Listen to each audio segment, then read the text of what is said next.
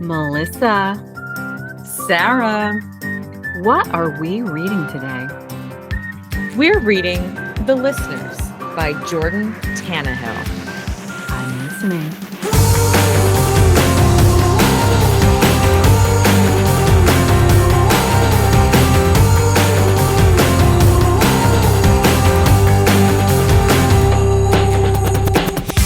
That was so good. That had Fraser, or no, what does Violet say? That was really giving Fraser. Yes, it was giving free. That was my intention. We're on the same wavelength. Here we are. So, Melissa, I have to ask, are you recovering from baseball fever? I'm fully recovered now. I have come out of the stupor that was baseball fever. But you're right.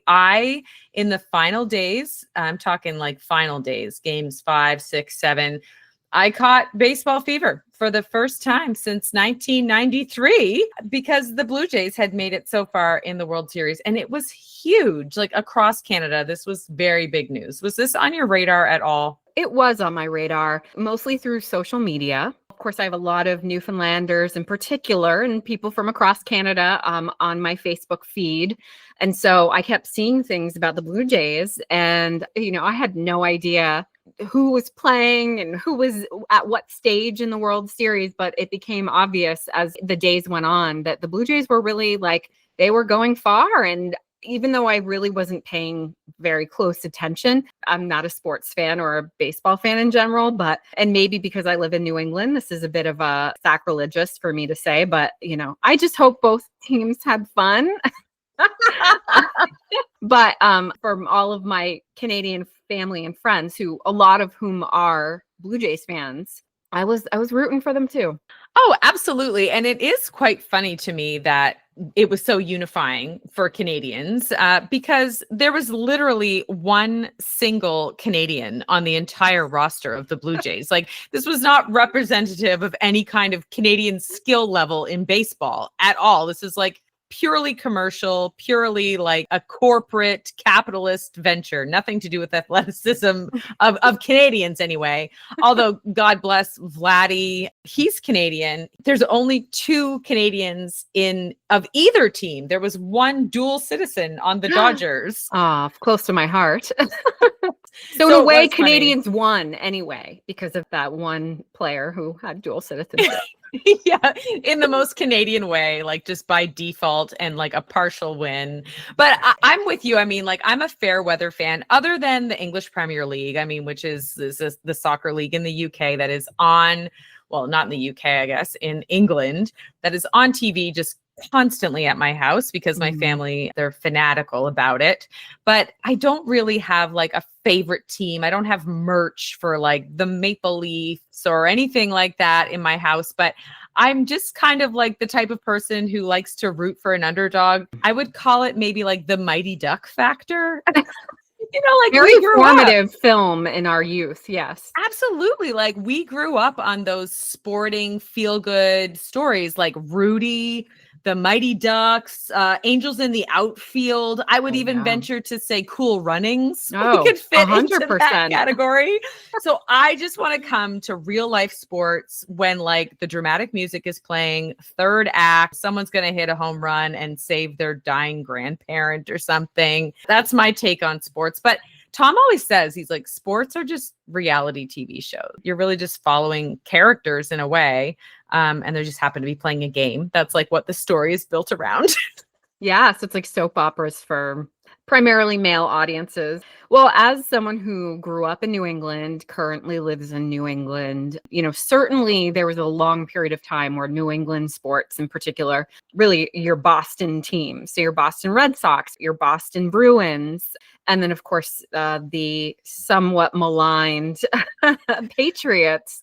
There was a dynasty that was going on for a number of years where these Boston teams, the Celtics as well, where they were all winning championship. But oddly enough, and connected to Canada, I have a very distinct memory, and it's tied to when I first lived in St. John's when I was an undergrad at Memorial. I used to go to the Breezeway, which if you know, you know.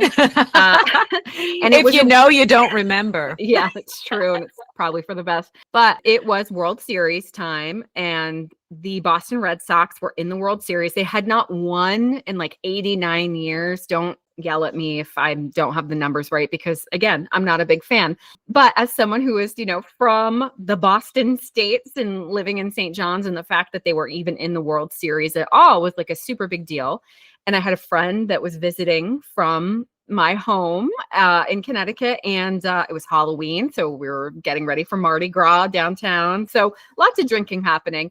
We're at the Breezeway when the Red Sox won the World Series. Ooh. And everybody's, in their cups. And I remember dancing in a big circle with everybody that was in the Breezeway, but we danced in a circle with our arms around each other, cheering for the Red Sox. And it's like one of those memories that's just seared into my brain, and it has to do with sports. So even if you're not a big sports fan, that doesn't mean that you can't be affected by the experience of a team winning, an underdog winning, like you said. So. Yeah, that is so funny, because obviously no one would have really had that close a connection other than you to that team. But I feel like people would have made it up. Like, oh, I've cheered for the Red Sox since I was a kid. And my dad met, I don't know, insert name of famous Red Sox player here. But it's funny because you're talking about, like back to school vibes and Halloween. And I do really associate the World Series with the fall. And I do very vividly remember in the early 90s, 92, 93, when the Jays won last time. And for reference, I did look it up. Also, only 2 Canadians on the rosters in those years as well. But yeah, it sort of hits me as like a real fall feel kind of thing to be watching the World Series.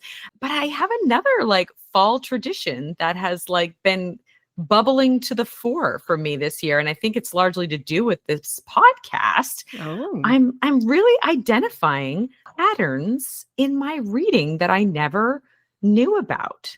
So how so? Explain. Don't mind if I do. Well, so we were getting ready for this episode, and I will just say it here, for the purposes of record keeping, this is a bit of a cursed episode. We were meant to record this particular episode at the Rogers studio, but a freak winter storm happened in Corner Brook, and I was not able to get there physically. So we decided, okay, we would work with our homie at the Rogers studio, Gian, to get a remote setup going. So then I was kind of pivoting on my end to record from home, even though it was going to be a TV episode. And lo and behold, Gian calls me and says, hey, the power is out at Rogers. This episode recording can't go ahead no matter what format. And you and I have been having a few little glitches here and there with this particular setup. So we'll see where things go. But as I was preparing for this somewhat potentially cursed episode, I was thinking about what we would talk about. And I was going to bring up this whole thing about I currently have like a bunch of different books on the go in different modes, different genres. And I'm like, no, Melissa, you already had this conversation on the podcast during a book banter episode last year. And it occurred to me, said episode was right around this time of year. And I'm thinking, that's weird that that's happened twice in a row. But I think it's a result of the summer reading challenge. I get lots of different books on the go, trying to fit different categories. So they're all in different genres, and I don't finish them all. But then I enter sort of like the school year with all these partially finished books that I'm like clamoring to finish during the fall, because I want to have a clean slate when I go into my holiday reads phase. And then, of course, January, February, that's where we're reading all the books we got for Christmas, all the wish list books. And then, that sees you through sort of the winter and into the spring. Then it's time to start the old summer reading challenge all over again. And I'm back to the same point in the cycle. But I hadn't realized that this is sort of like repeating itself last year and this year. I'm remembering well our conversation that we had this time last year. And I loved your analogy was about having like pots on the stove and like trying to tend to them all at once without any boiling over or losing control over the whole process. And I really had loved that image at the time, and I still do. And I think it does make sense. Although I will say, and this is kind of interesting, that I too have been reading in multiple formats. I normally am not someone who has more than one book on the go. I just don't really like it. Feels like I'm cheating on a book if I'm, also reading another book. And I just really love to be immersed in whatever I'm reading. I'm not usually a really big audio book format person, but I just finished an audiobook while I was also reading a book, and I just started that all over again with a new book that I'm reading and then a totally separate book. It's cool to be able to observe these patterns and just kind of really get to understand and know and appreciate your own kind of relationship with reading throughout the year. And the fact that it's kind of become a part of this podcast I think it's really charming.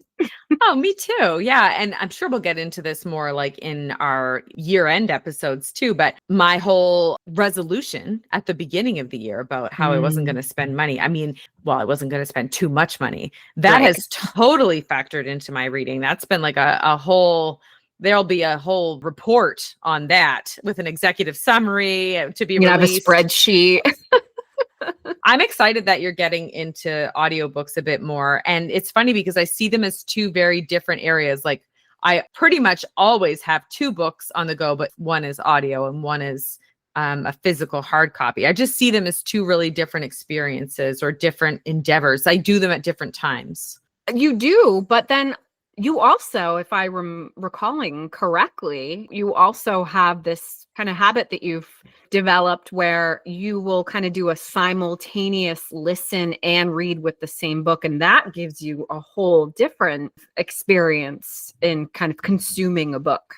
Totally. This is a big part of my life right now. So thank you for like giving me this opportunity. To discuss this out loud, because I was going through how many audiobooks that I've actually read. The book we're going to talk about today is actually my 12th audiobook of 2025. And last year I read 8. And again, looking at these different trends, this is, I think, the 6th one that I have read in this manner where I listen to the book and read it at the same time, or I follow along with the physical copy. So I guess like as a bit of background, I get all of my audiobooks through Audible by way of my husband Tom's account. So I very rarely go and like search the full-on catalog of books that are available to all Audible subscribers. I'm usually just going through whatever he already has purchased or downloaded or whatever, which is kind of cool because we don't tend to read the same books for the most part. So this kind of puts things on my radar that like I just normally would not have on my radar. And a few years ago, Audible had this promotion where they made all of the past Giller Prize winners available for free. So Tom downloaded them all. And Sarah, you know this, but for folks who do not have the same deep history as we do, I met both you and Tom in a Canadian fiction class taught by Dr. Larry Matthews. I know people who listen to the podcast are going, we get it. You loved your Canadian literature class. It was the foundation of what inspired this podcast. Larry was formative in your lives. Enough already.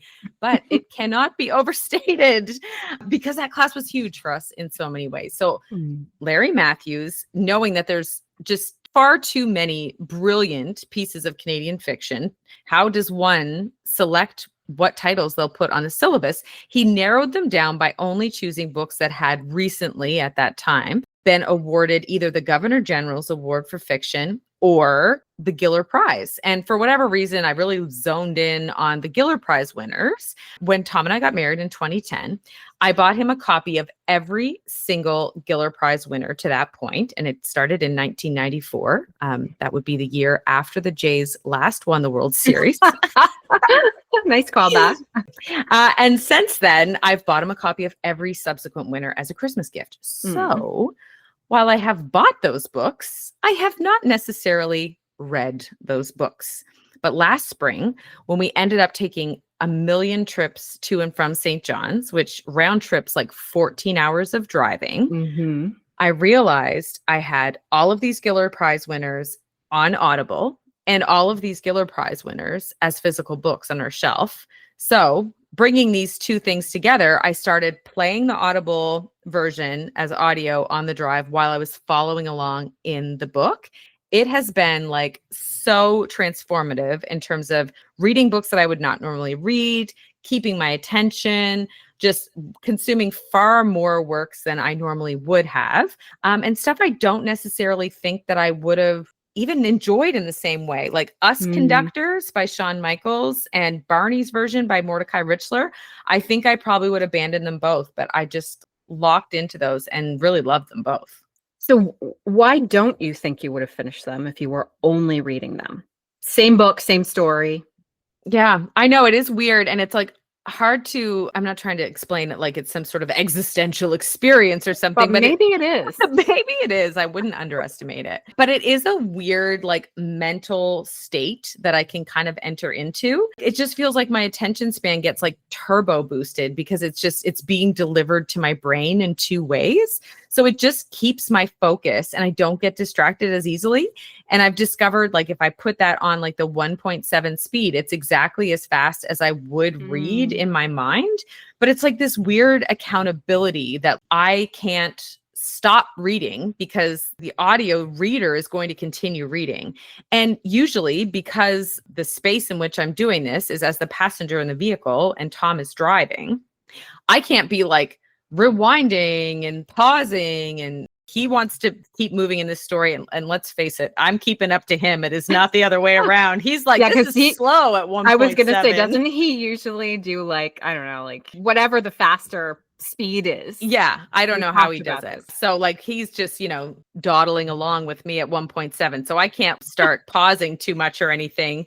But it's just this weird experience of like everything's really in sync and you're reading along with it. And I really like it. But I totally recognize that there's a very specific scenario or set of circumstances under which this is possible, because audiobooks serve a purpose that you are multitasking. I feel like, Yeah. if you're driving, if you're gone for a walk, you're doing housework, you're at the gym, something, I don't think it's best utilized if you're just sitting and reading anyway. That's why I kind of feel like I usually have both going at the same time. I want like a physical book for while I'm like sitting and want that cozy, like, book in hand experience. And then another audio version going, to have sort of in the background while I'm doing other things, which is why I don't always get the same experience. Like, I enjoy the books, but I don't know that I have the same interaction with them, which is why it's so interesting to me anyway, that the book we're talking about today was consumed as an audiobook. Yeah. And so I think this is great. And I think we should really get going on this book in particular. So bring us in. Tell us about the listeners. I will bring you into this book. And I will say too that a lot of the things we'll talk about today, I think I'm going to say, like, I don't know. I'm not sure yet. Like, everything with this book is still percolating for me. So, like I said, I listened to this recently on the way back from a trip to St. John's, and we had a bit of a rigmarole type of trip out there. It was really exhausting. I was actually supposed to bring a book called Half-Blood Blues on that trip so that we could listen and read it. I left it at home by accident. So I just was like, oh, Tom, just pick whatever you want, and just put it on. And I was expecting to zone out, maybe fall asleep. But this one captivated me right from the start. What was it that drew you in and kept you listening? Well, as I think you'll agree, and most audiobook listeners will, it really can come down to the reader. Like, I feel like even the best book can be completely ruined by a bad reader. But the reader for this book is named Deborah Pearson. She had the most excellent voice, and she was like beautifully cast in the voice of the narrator. So this book is set up as a memoir of a woman named Claire Devon. And I think just the fact that it's designed as a memoir also really lends itself well to the audiobook format. Like, I do think some books work better in that mode than others. Yeah. Because it was really being told from her perspective and you really had this believable voice. I think that was kind of the first thing that drew me in. But right away that you're being told this story from Claire's perspective. And that you're hearing it as she reflects on a particular moment in her life. She opens with a very vivid scene that says, like, you probably already know me. You've seen memes about me. There's popular GIFs that show me running naked past news crews from a house. And probably the sensational events that happened after. So right off the bat that, like, something pretty dramatic is going to happen, and that you're going to hear about it from her perspective.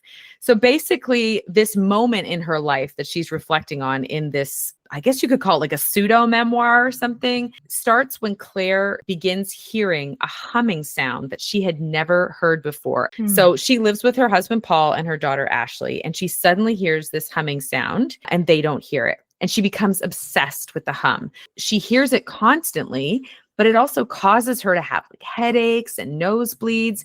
And then she fixates on trying to figure out where it's coming from or why it's chosen her, why she's able to hear it and other people aren't. And she's a high school teacher. And in the early days of hearing this hum, she's having like a particularly off day in her class. And she says, just probably offhandedly to her class, does anybody else hear this? And nobody confesses to hearing it. But later on, a student named Kyle confesses that he hears it too. He tells her that sort of in confidence. And then the two of them form a unique and interesting bond over this shared existence that they have. So they spend a lot of time in private together. And Kyle learns of a group that's forming. It's organized by this guy named Howard, and it's other people who also hear the hum. And so the bulk of the story actually happens by discussing the relationship with that group and their experience of being able to hear the hum and sort of all the implications thereof. So what sorts of implications could there be of being able to hear the hum? It's like very layered. So it is kind of like hard to explain, but I also feel like it could be distilled to just sort of, they wonder where the hum is coming from, but also why they hear it. And then they also kind of question maybe if there's some sort of a gift to being able to hear it. So like in the beginning, they all feel like they've been plagued with something, this sort of feeling of like this burden that they're bearing because it's painful and it's causing them, like I said, these headaches and nosebleeds, and they feel really isolated and alienated from other people around them because not everyone can hear it. But then as they start to interact with each other, and Howard's actually an academic who has studied maybe the sources of these types of hums in the world, and he's trying to get people to focus on maybe what this is showing them or what they're connecting to. They actually engage in this activity that they call tuning. And when I was listening to the part where they're tuning, it sounded like an orgy. Like it seemed like a really sexual experience. But you can tell that the narrator is always trying to push away these notions that there's anything sort of salacious or explicit in that way about the hum or tuning as a group, that it's more about like this collective identity and this ability that they have to connect with some part of nature that isn't perceived by all people in the world. And actually, I did not realize this, but there are a ton of examples of hums like this. Like this story, Jordan Tannahill based it off of a hum that was in Windsor, Canada, like in Windsor, Ontario, just across the border from Detroit. And it was a 10-year span where people were hearing this hum, and describing it as something that they could hear was basically just like the closest language that they could use, because they said it wasn't always something they could hear like in an auditory sense, but it was something more that they could sense or feel or perceive that was in their midst. But then 10 years later, they closed a factory in Detroit, some sort of car production plant. And within days, anyone who had felt the hum or heard the hum didn't hear it anymore. So they just associated it with this, like that it was created through some kind of industrial presence in the area. Oh, that's really interesting. I could be wrong, but there was this whole like MK Ultra thing that happened like with the United States government. And I feel like it was like some sort of sound that people were hearing, and they were having all sorts of like medical issues associated with it. And even like this idea of it being something that you didn't always hear, but you could feel. Like there is such a connection between the auditory experience of hearing something, but then the vibrations of sound and like the feeling that that gives off. I don't know if I've ever heard of the MK Ultra thing, but it actually may have been referenced in the book. He talks a lot in the interviews after the book was released, and it was getting quite a bit of acclaim, about how he was trying to address the way that a lot of people were really prone to like conspiracy theories sort of in that 2020 range, like the COVID. I mean, those were still during the first Trump administration days, that people were really interested in sort of what the government was keeping from us. And so he felt like this was also a way to kind of explore that. I don't want to use the word paranoia, but like that kind of sense of uncertainty, I guess. Yeah, I feel like in the UK it was like something to do with like 5G, that there was like like something like there's a conspiracy about like that was actually doing harm to people's health, and I vaguely remember that in those weird days of COVID. Yes, you're so right. And yeah, he referenced that as well. They were like burning down towers in the Yes. UK. And that definitely is referenced in the book. So yeah, it is one of those things. Like when I started reading the book, I was looking for this allegory, like I wanted, what does the hum represent? Technology is damaging us, and we have too much of a relationship with the supernatural, or not enough of a relationship with the supernatural, or whatever. And eventually I was like, no, I'm reading this too hard. I needed to like pan out and just kind of like try to figure out what questions he was trying to get us to ask, as opposed to what lessons he was trying to teach us. I like it. I do want to revisit something that you brought up earlier, though. It has to do with Claire and Kyle, because, of course, she was his teacher. And you did say that they had kind of a unique and interesting bond. And I can't help but think that does sound like a little nebulous. What exactly are you kind of getting at? And can you kind of give a little bit more detail about this unique and interesting bond that they share? Yes. I kind of glossed over their relationship because it's a little bit icky, if I'm honest. Yeah, I found myself like grimacing sometimes when I was listening to it, because it made me like uncomfortable to think about this relationship. And I'm sure that the author was trying to push me to that level of discomfort. But the relationship between Kyle and Claire is like very much at the center of this book. Okay. And so she is his teacher. And they, like I said, they start spending a lot of time together when they realize that they share the ability to hear this hum. And they start traveling around the city and trying to like graph out the sound waves that they're hearing in different areas so that they can try to find patterns. And they're really looking for like the source of this hum, because I think ultimately they both want to be rid of it. But it's really bringing them close together. I mean, Kyle's mother finds out, she confronts the principal. Ultimately, Claire loses her job, but then later on, they re-encounter one another at these group meetings that start being held at Howard's house. And they do continue to engage in what I would definitely think of as like very intimate kind of activities. Like they never consummate the relationship, but they do go out into like a secluded area at one point and they tune together. And it's their secret that they tuned without the rest of the group. And they did have this really special experience, just the two of them together tuning. And, so that was like really icky. Like I can't, I was like, I don't like listening to this, because it is such a taboo and like inappropriate relationship. She does love him. Like there's no question that she loves him, and she has this urge to protect him as well. But she also has a daughter who's the same age as him. So then sort of there's overlap in terms of her relationship with him. And he also exists in some of her social circles. So along with some of these kind of more spiritual challenges that she's facing while she tries to figure out this hum and how it is impacting her life, she's also going through a whole bunch of stuff with her daughter and her husband, trying to negotiate the fact that she has lost her job because of an inappropriate interaction with one of her daughter's classmates. Why do you think that the author put such an inappropriate relationship at the center of this book?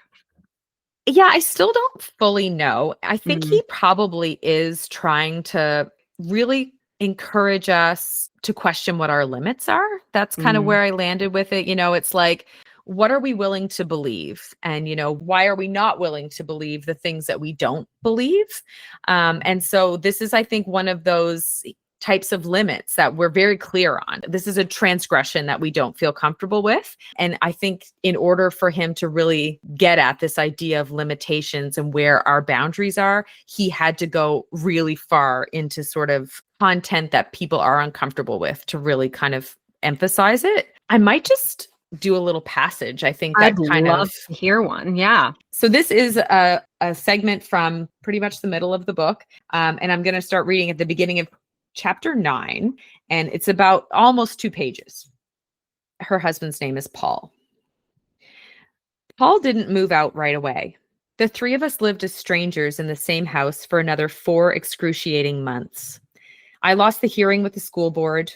I kept going to meetings on Sequoia Crescent. They became all I had. They were the only times I had any actual conversations, as Paul and Ashley had all but shut me out. I suppose as kind of a punishment, or maybe as a way of protecting themselves.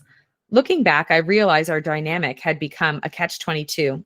They wouldn't talk to me as long as I kept going to the meetings, but I had no one if I didn't go to the meetings. No contact, no affection, no communication.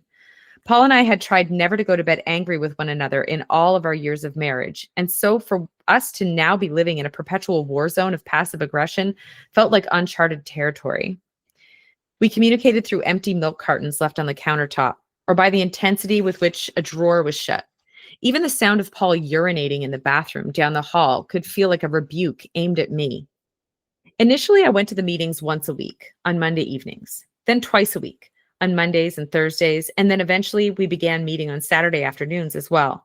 The meetings grew into a potluck scenario where we would each bring a dish, which gave me a reason to cook, as Paul and Ashley had started fending for themselves at dinner. People put a lot of effort into their contributions. Nora pulled off some serious sorcery with her chiles rellenos, which were basically peppers stuffed with meat, vegetables, and spices, and then fried in egg batter. She also made this dessert called redanitos, a kind of Guatemalan donut, which consisted of cooked plantains with refried beans, sugar, and cinnamon. It was so delicious, I literally swore under my breath the first time I bit into it. I have to say, to look at him, I might have assumed Damien would have been a bag of chips and salsa kind of man, but he brought trays of glazed ribs and barbecued chicken. Leslie and Joe held down the vegan camp with eggplant lasagna and lentil chili. Emily wasn't a cook, but she bought nice pies and banana loaves, and I tended to bring salads and side dishes, which weren't flashy, but there were never any leftovers. Paul exiled me to the gym. I was still managing only about 3 hours of sleep a night and was probably becoming increasingly erratic, though at the time I felt I was slowly getting stronger and clearer in my thinking. I stopped seeing Dr. Gompf and refused any other kind of medical or psychiatric intervention, mostly at the urging of Howard and the group, who helped me see that my medicalization was for the benefit of those around me, to help contain and mute me rather than my own. They helped me see that dulling or numbing my perceptive capacity was a kind of violence, a self-inflicted wound. Rather, I started to ask, how could I transform my relationship to my own sensitivity of perception? How could I transform my relationship with the sound I was hearing, to the hum? If this was a natural phenomenon, how could I learn to live with nature as opposed to in opposition to it? It's important for me to assert my agency in all of this. I was not brainwashed. I was not coerced. Of course, the more that I insist I was not brainwashed, the more it is used as evidence against me, and now that I was. But I do not see myself as a victim or a dupe, and I never once felt like one at the time. I chose to engage and believe and participate in these meetings and the conversations that occurred therein. There was a genuine climate of care, compassion, and intellectual inquiry at work in Howard and Joe's home. I felt trusted and heard. I think all of that has been lost in the reporting of the events that followed. This in no way is meant to dismiss the serious allegations that have since emerged about Howard, and which are before the courts at the time of my writing this. But speaking from my lived experience alone, the house on Sequoia Crescent felt like a refuge for a group of well-meaning, hardworking, and exhausted people who were just doing their best to get to the bottom of their own suffering. Very interesting. And I mean, I am someone who I love anything to do with like a cult. I'm not someone who hopefully would be a part of a cult, but I've definitely consumed a lot of programming and books and podcasts. I can't help but think about the Nexium cult that was in the news like 2000. I think it was like around like COVID time, like 2019. Like I feel like it was around the time I had my son, and so I was kind of home watching TV a lot, and how cults cultivate this sense of belonging and this sense of doubt of the outside world. And it's like this really complex form of gaslighting that seems to occur that make you so much more susceptible and so much more likely to be absorbed and to cocoon yourself and isolate yourself from anyone else that's outside of this bubble that exists. And so as I'm hearing you read her perspective, this is sounding very culty to me. One thing that really stands out to me, and I'm really glad that I was able to isolate that passage, especially sort of trying to track it down in the physical copy, because I feel like it does such a good job of showing the depths of devastation that have happened to her life, right? She's talking about being medicated. She's talking about her family renouncing her, not having anything to do with her. And then when she talks about the group of people that she's meeting, she's like, you know who makes really great salsa? Like the weird tone shift. And I think that's why it stood out to me when I was listening, because I was like, what is she talking about? Like she has hit rock bottom, but then she's like, stuffed peppers at the potluck. Like it's so disjointed. I think it really illustrates this disjointing from reality, and that she's become obsessed with these people by way of this hum. And I think it does a good job of just like, people get obsessed with stuff. People become fixated on things, and they will go to great lengths and deny themselves and the people they love a lot of things. Her daughter pleads with her, please stop going to these meetings. Please stop interacting with Kyle, please. And she just can't bring herself to do it. Not even the love for her daughter, but she, throughout the book, in various points says, I know what you must think. You think that I don't love my daughter, that I'm a terrible mom.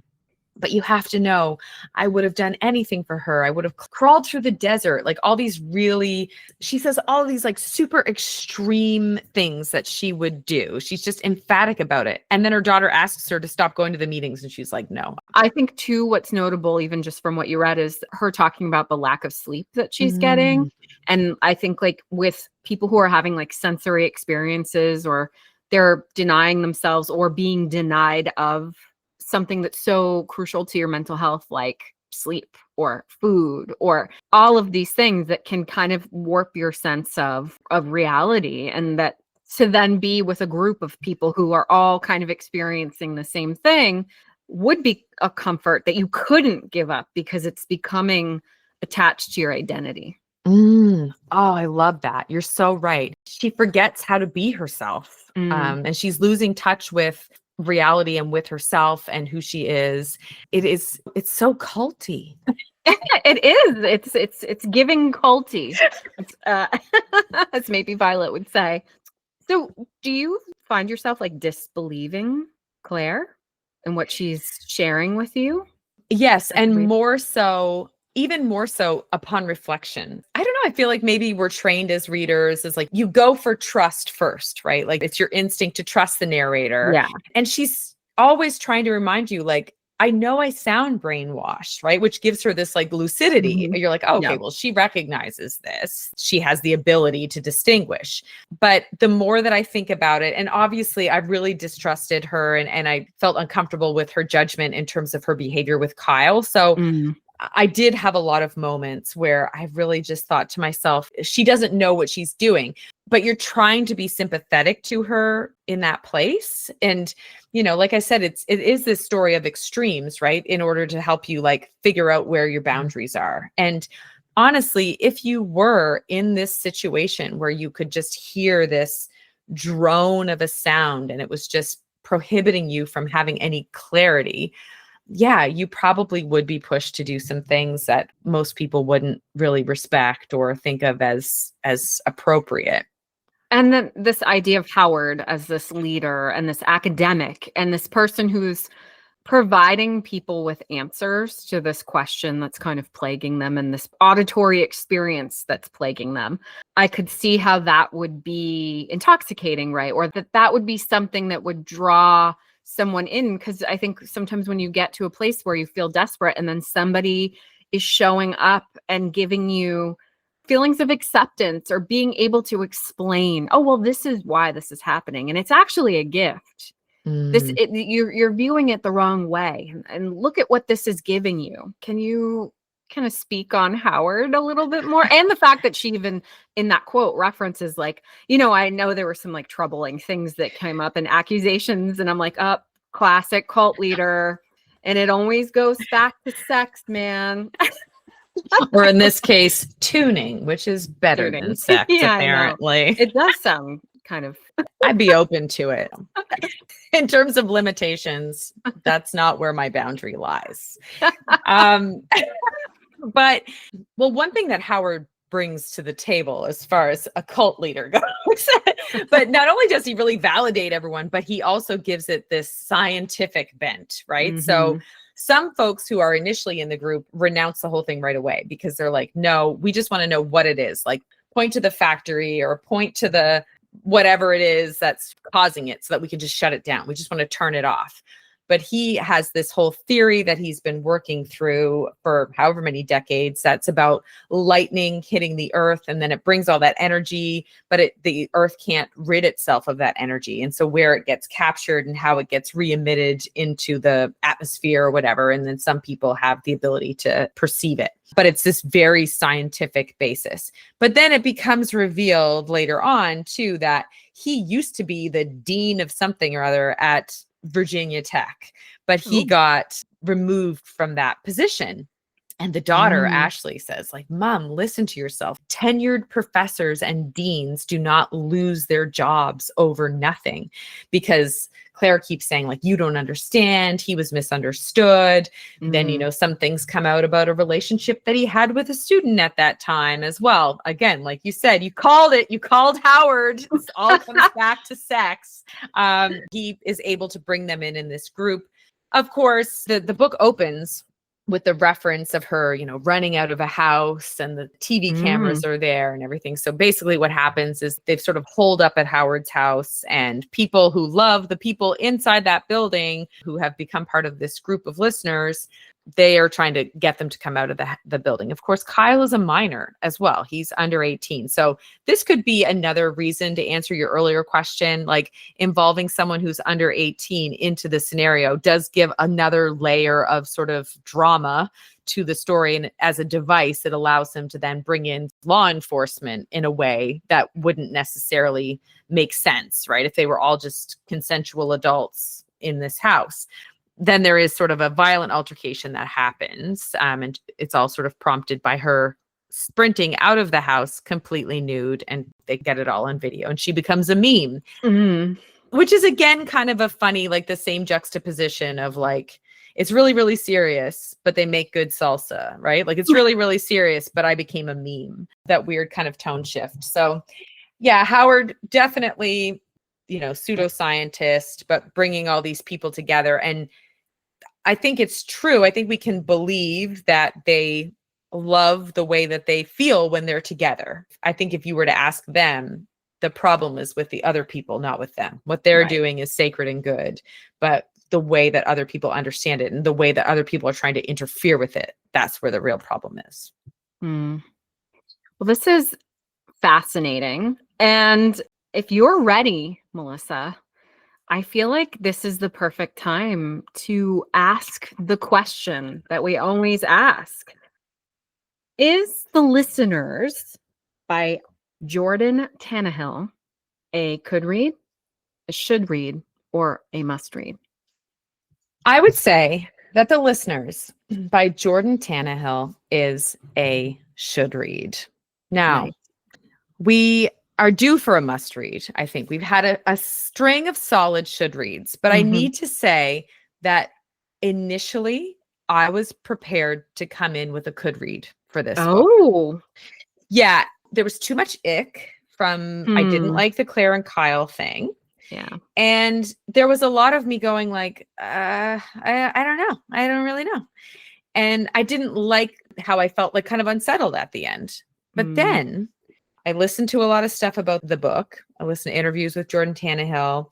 And because I was left with this feeling of like, I don't know, it really forced me to think more about it. And that is really what escalated this book, because the experience of reading it has been more profound in the post reading of it than maybe the reading of it itself. Now, maybe there's some kind of correlation there again, the audiobook thing. This is new. But the reflection on the book, the revisiting of it in preparation for this conversation itself, I don't think I was giving it enough credit. I think my discomfort limited me from getting as much out of it as I could have. So I'm glad that I gave myself the room and the time to let it sit and percolate, because I think that's where the real power or the real influence of this book really sat. I like that. And I think that really is a testament to how it is important sometimes to let a book breathe, right? And not just jump into something else. You would really enjoy this one. I love a cult, so I mean, seems like it's right up my alley.